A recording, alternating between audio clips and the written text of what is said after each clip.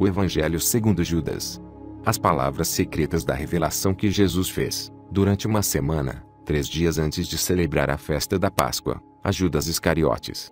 Quando Jesus apareceu na terra, realizou muitos milagres e sinais para salvar a humanidade. Desde então, enquanto alguns seguiram o caminho da retidão e outros pecaram, chamou os 12 discípulos. Começou a falar com eles sobre os mistérios além do mundo e do que aconteceria no fim. Muitas vezes apareceu a seus discípulos, não como ele mesmo, mas na forma de uma criança. Diálogo de Jesus com seus discípulos. Certo dia, ele estava com seus discípulos na Judéia e encontrou-os piedosamente reunidos em torno da mesa. Quando se dirigiu a eles, que estavam reunidos, fazendo uma oração de ação de graças sobre o pão, riu. Os discípulos disseram-lhe: Mestre, por que ris sobre nossa oração de ação de graças? Fizemos o que é certo. Mas ele respondeu-lhes: Não rio por causa de vós. Vós não fizestes isso por vossa própria vontade, mas para louvar vosso Deus. Eles disseram: Mestre, tu és o Filho de nosso Deus. Jesus, porém, disse-lhes: De onde vós me conheceis? Em verdade, digo-vos que não há geração humana entre vós que me conhecerá. Quando seus discípulos ouviram isso, ficaram zangados e começaram a ficar furiosos, ameaçando em seus corações. Ao ver sua falta de compreensão, Jesus falou-lhes: Por que essa notícia vos irrita? Vosso Deus, que está convosco, provocou vossa ira em vossas almas. Deixai cada um dentre vós, que é forte o suficiente, para produzir o homem perfeito dentre os homens e conduzi-lo ante minha face. Todos disseram: Nós temos a força. Mas seu ânimo era muito fraco para enfrentá-lo, com exceção de Judas Iscariotes. Ele foi capaz de colocar-se à sua frente, mas não conseguiu olhar em seus olhos e baixou sua cabeça. Judas falou a Jesus: Eu sei quem tu és e de onde vieste. Tu vens do reino eterno de Barbelo e sou indigno de pronunciar o nome daquele que te enviou. Sabendo que Judas reproduzira algo sublime, Jesus falou-lhe: Afasta-te dos outros e eu te revelarei os mistérios desse reino. Tu tens a possibilidade de chegar a esse reino, mas passarás grande sofrimento. Do contrário, algum outro terá que cumprir tua tarefa, para que os 12 possam voltar a ser um com seu Deus. Judas, porém, disse-lhe: Quando tu me revelarás essas coisas? Quando irromperá o grande dia da luz sobre essa geração? Mas, quando ele disse isso, Jesus desapareceu. Jesus reaparece a seus discípulos na manhã seguinte. Depois que isso acontecera, Jesus apareceu novamente diante de seus discípulos. Eles disseram-lhe: Mestre, para onde foste e o que fizeste durante tua ausência? Jesus, porém, respondeu-lhes: Fui a outra geração grandiosa e santa. Seus discípulos disseram-lhe: Senhor, qual é essa geração grandiosa, que é superior a nós, que é mais santa que nós e que não é deste reino? Ao ouvir isso, Jesus riu e falou-lhes: Porque vós pensais em vossos corações sobre aquela geração forte e santa. Em verdade, eu vos digo que ninguém, que nasce neste mundo, verá aquela geração e nenhum exército de anjos das estrelas reinará sobre aquela geração e nenhum mortal poderá relacionar-se com aquela geração, pois aquela geração não procede de que veio a ser. Esta geração dos homens, da qual fazeis parte, é da geração da humanidade, poder, que, outras forças, pelas quais dominais. Quando seus discípulos ouviram isso, cada um deles agitou-se em espírito. Não conseguiram falar sequer uma palavra. Algum outro dia, Jesus apareceu-lhes. Disseram-lhe: Mestre, te vimos, numa visão, quando tivemos grandes sonhos. Disseram: Vimos uma grande casa e nela um grande altar, 12 homens que chamaríamos sacerdotes e um nome, e uma multidão de homens esperava junto àquele altar até que os sacerdotes receberam as ofertas. Nós, contudo, continuamos esperando.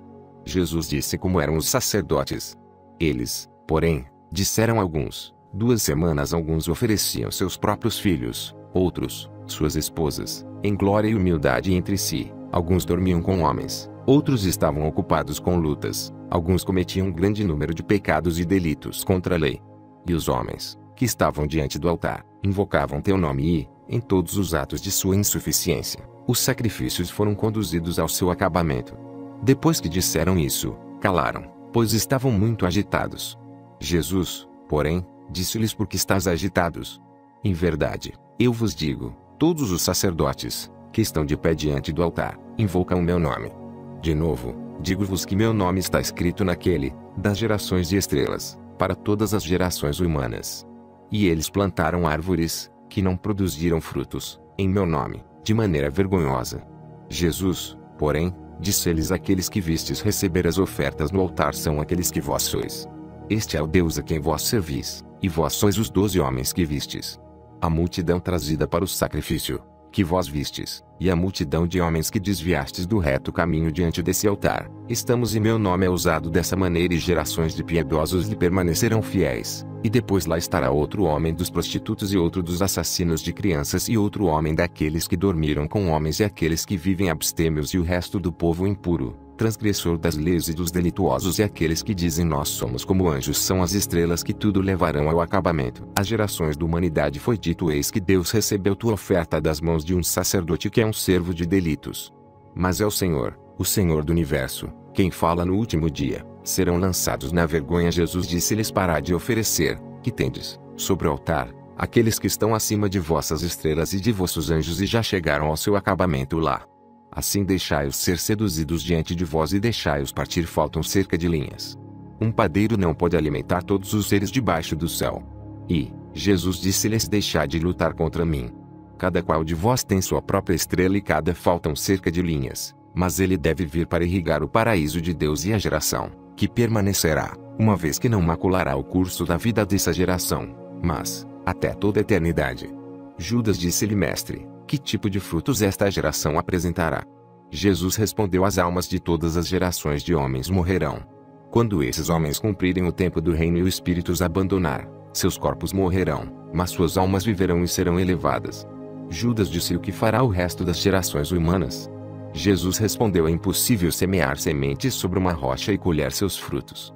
Este é também o caminho, as gerações maculadas, e a Sofia corruptível, a mão, que criou homens mortais de modo que suas almas subam aos reinos eternos. Em verdade, eu vos digo, anjos, o poder verá isso, aqueles a quem, gerações santas. Depois de dito isso, Jesus retirou-se daí. Judas fala de uma visão. Judas disse mestre, agora que ouviste a todos, ouve-me também a mim, pois eu tive uma visão grandiosa. Ao ouvir isso, Jesus riu e disse-lhe tu, 13º espírito, porque tentas sempre de novo. Mas fala, que aguentarei contigo. Judas disse-lhe na visão vi-me a mim mesmo sendo apedrejado pelos 12 discípulos e me perseguiam seriamente. Cheguei ao lugar, onde depois de ti, eu vi uma casa, e meus olhos não conseguiram abranger sua grandeza. Grandes homens a cercavam, e a casa tinha um telhado de palha e no meio da casa havia uma multidão de gente. Faltam linhas, diziam mestre, leva-me com essa gente. Jesus respondeu, dizendo Judas, tua estrela te enganou. E prosseguiu nenhum mortal é digno de pisar na casa que tu viste, pois esse lugar é reservado aos santos. Lá não haverá sol, nem lua, nem dia, mas os santos lá permanecerão para sempre em glória eterna com os santos anjos. Vê eu te revelei os mistérios do reino e te informei sobre o erro das estrelas e mandei, para as 12 idades. Judas disse mestre, pode ser que minha semente seja controlada pelos governantes. Jesus respondeu-lhe, dizendo vê, eu faltam linhas, mas tu te afligirás muito, quando vires o reino e todas as suas gerações. Quando ele ouviu isso, Judas disse-lhe para que é bom que eu receba isso, que tu me escolheste dessa geração. Jesus, porém, respondeu, dizendo tu serás o 13º e serás amaldiçoado pelas gerações vindouras e virás para dominar sobre elas. Nos últimos dias, amaldiçoarão tua elevação para a geração dos santos. Jesus disse vem, para que eu te possa ensinar mistérios que antes nenhum homem alguma vez viu. Pois existe um reino grande, infinito, cuja extensão nenhuma geração de anjos já viu, no qual há um espírito grande e invisível, aquele nenhum olho de anjo jamais viu, nenhum pensamento do coração jamais o pôde compreender e nunca se o chamou por algum nome. E apareceu uma nuvem brilhante, e ele falou cria um anjo como o meu servo. Um anjo grandioso, que irradiava a eternidade divina, saiu daquela nuvem. Através dele, surgiram mais outros 4 anjos de outra nuvem e tornaram-se servos do Eterno Celestial. O Eterno disse deixa surgir, e surgiu. E ele criou o primeiro astro para dominá-lo. Ele disse cria anjos para servir-lhe, e apareceram inúmeros coros de anjos. Ele disse cria um mundo iluminado e foi criado. Ele criou o segundo astro para dominá-lo, juntamente com inúmeros coros de anjos, que lhe ofereceram seus serviços. Dessa maneira também criou os outros mundos iluminados. Deixou-os dominar sobre eles e criou para eles coros incontáveis de anjos para ajudá-los. Adamos estava na primeira nuvem brilhante, que nenhum anjo jamais vira, entre os quais todos aqueles que são chamados Deus. Ele, a imagem, e segundo a forma desse anjo. Ele deixou aparecer a geração incorruptível de Sete, os 12, os 42. Fez aparecer astros naquela geração incorruptível, conforme a vontade do Espírito. Os astros, por sua vez, fizeram aparecer astros, entre a geração incorruptível, segundo a vontade do Espírito, de modo que o seu número correspondia a 5 para cada. Os 12 mundos dos 12 astros fundam seu Pai com 6 céus para cada mundo, de modo que há céus para os astros e, para todos eles, 5 firmamentos para um total de firmamentos. Foi-lhes dado o domínio e receberam um grande exército de anjos sem números, para honra e veneração, e depois igualmente espíritos virgens, para honra e veneração de todos os mundos, dos céus e de seus firmamentos. O grande número desses imortais chama-se cosmos, e isto é corrupção através do Pai e dos astros, que são com o eterno e seus mundos. Nele apareceu o primeiro homem com suas forças incorruptíveis. E a idade que começou com essa geração, a idade, na qual há uma nuvem de saber e de anjos, é chamada idade. Depois disso cria 12 anjos para dominar o caos e o mundo inferior. E da nuvem surgiu um anjo, de cuja face cintilavam chamas e cuja aparição estava maculada com sangue. Seu nome era Nebro, que significa rebelde. Outros o chamam Yondabaoth. Um outro anjo, Saclas, também saiu daquela nuvem. Nebro criou 6 anjos, como também Saclas, para serem servos, e esses criaram 12 anjos nos céus, dos quais cada qual recebeu parte do céu. Os 12 senhores disseram aos 12 anjos: deixem que cada um de vocês, e deixem-nos, geração falta uma linha anjos. O primeiro é Sete, que é chamado Cristo. O segundo é Armatut, que. O terceiro é Galila. O quarto é Elbel. O quinto é Adonaios. Esses são os 5 que reinarão sobre o mundo inferior e, antes de tudo, sobre o caos. Então Saclas falou a seus anjos: façamos um ser humano segundo a forma e segundo a imagem. Formaram Adão e sua mulher Eva, que na nuvem é chamada Zoé. Através desse nome, todas as gerações procuram o homem e cada um chama a mulher por este nome. Agora, porém, Sacla não fez comandar. E o Senhor disse a Adão: viverás uma vida longa com teus filhos.